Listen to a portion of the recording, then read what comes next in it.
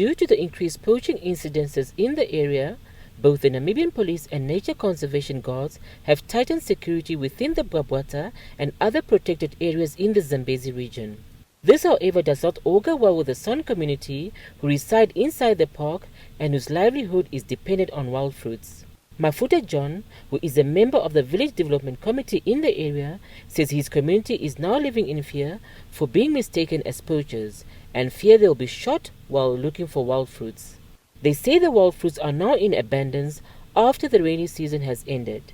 The community is reportedly only allowed to move up to 500 meters from their homes, which they say is too close, as they need sometimes to walk up to 10 kilometers to gather these fruits. This time we have to eat. There's a lot of food in the bush. We eat also this ngongo and also the other things. Now it's time for eating. But now people are just scattered. Like some, they don't have anything to eat. Some, they are vulnerable.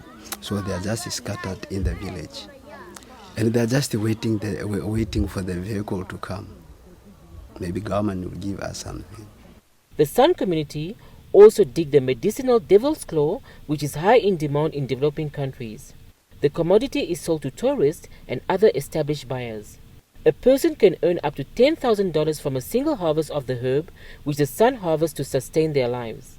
John says living in the game park has other disadvantages for them as well, as elephants first eat and destroy their crops before they can reap from their hard work. This year was no different, as the beasts once again finish off most crop fields, leaving the already poor community without food supply. Yeah, for like this year, people were plowing, but people were supposed to get a good harvest for this year. But unfortunately, the elephant, they come and just disturb the crops. Well, the crops were not supposed to be harvested. So now people got to lose hope. Meanwhile, the Chief Control Warden in the Ministry of Environment and Tourism in the Zambezi region, Morgan Saisai, says the San community was informed about a special anti-poaching operation currently being conducted in the area.